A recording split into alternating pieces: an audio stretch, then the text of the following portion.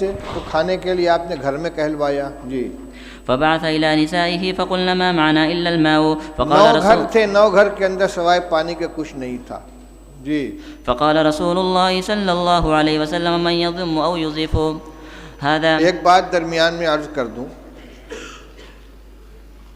مولانا سعد صاحب نے بھوپال میں تقریر کی ہے کہ دعوت اور تعلیم دونوں سنت کے راستے سے ہٹ گئے ہیں، اور مثال اور دعویٰ کیا کیا ہے کہ صحابہ کرام رضی اللہ تعالیٰ عنہ خود رسول اللہ صلی اللہ علیہ وسلم کے گھر کا انتظام کرتے تھے. یعنی طالب علم کی یہ ذمہ داری ہے کہ وہ استاد کی کفالت کرے. کہتے ہیں کہ صحابہ جنگل جاتے تھے، لکڑیاں کاٹ کے لاتے تھے، اس کو جلانے کے قابل بنا کر فروخت کرتے تھے، اور رسول اللہ صلی اللہ علیہ وسلم کے 9 گھروں کے اندر تازہ بکری کا گوشت روزانہ پہنچاتے تھے. یہ ہے یعنی بحیثیت استاذ کے کہ یہ شاگرد تھے اور استاذ کے گھر میں تازہ روزانہ بکری کا گوشت پہنچاتے تھے. اور ہم جو روایت پڑھ رہے ہیں اس میں کیا مل رہا ہے؟ اس میں یہ حضرت عائشہ رضی اللہ عنہ فرماتی ہیں کہ ایک چاند نکلتا تھا، دوسرا چاند نکلتا تھا اور تیسرا چاند نکلتا تھا، اور رسول اللہ صلی اللہ علیہ وسلم گھروں میں آگ نہیں جلتی تھی.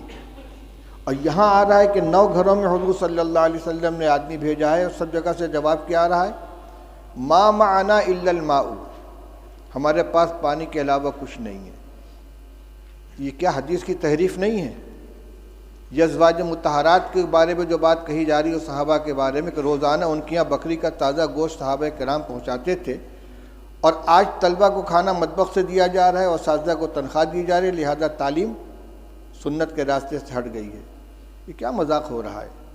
یہ جتنے مدارس چل رہے ہیں، جتنے اکابر نے مدارس قائم کیے ہیں، تعلیم گاہوں کا انتظام کیا ہے، اصحاب صفہ نہیں تھے جن کے لیے صحابہ کرام رضی اللہ تعالیٰ عنہ لا کے انگور کے خوشے لٹکا دیا کرتے تھے، اور انگور اور کھجور کے خوشے لٹکا دیا کرتے تھے، اور ان کو اسی سے کھانا دیا جاتا تھا. وہ روایت نہیں آئی کہ رسول اللہ صلی اللہ علیہ وسلم مہمانوں کو حوالے کرتے تھے کہ بھئی اتنے کو کون کھلائے گا، جس کے گھر میں 2 آدمی کا کھانا ہو تیسرے کو کھلائے، جس کے یہاں 4 وہ 5ویں کو کھلائے. صدیق اکبر اتنے آدمی کو لے کر گئے، فلاں اتنے آدمی کو لے کر گئے.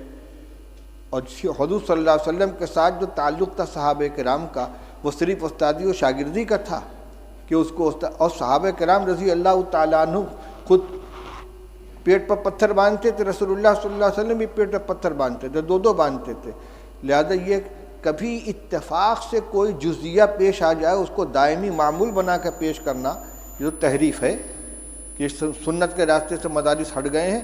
نہ دعوت سنت کے راستے پر بچی، نہ تعلیم سنت کے راستے پر بچی ہے.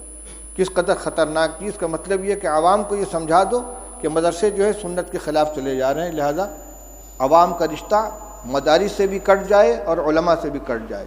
یہ انتہائی خطرناک رجحان ہے، جو اس کا مطلب یہ کہ سب کو باطل تنظیموں کے حوالے کر دیا جائے. ان کو نہ مدرسوں سے تعلق رہے گا عوام کا، نہ علماء سے تعلق رہے گا، پھر بھیڑیا آئے گا اچک کے لے جائے گا ان کو. اس پہ مجھے یہ یاد آیا کہ صحابہ حضور صلی اللہ علیہ وسلم نے ایک مہمان کے لیے گھروں کے اندر کہلوایا ہے، تو سب جگہ سے یہی شکایت آ رہی ہے. حضرت انس رضی اللہ تعالیٰ عنہ کی روایت پڑھ چکے ہو کہ بدبودار جس میں مہک پیدا ہو گئی تھی، ایسی چربی لے کر حضور کی خدمت میں پہنچے ہدیہ کے طور پر، اور کہتے ہیں کہ رسول اللہ صلی اللہ علیہ وسلم کی 9 ازواج مطہرات تھیں اور کسی گھر میں کھانے کو نہیں رہتا تھا. آپ نے وفات کے وقت 30 سا جو یہودی سے ادھار لیا ہے، اپنی ذرا اس کے پاس آپ نے رکھی ہے.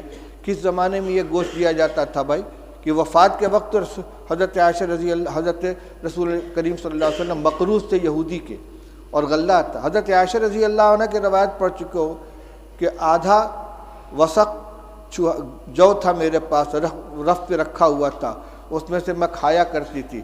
ایک دفعہ تول دیا تو سب ختم ہو گیا. یہ جو کو کھایا جا رہا ہے پکا پکا کے، اور یہ تازہ گوشت روزانہ پہنچا رہے ہیں. افسوس ہوتا ہے اس طرح کی حرکتوں کے اوپر. چلو پڑھو روایت. فقال رجل من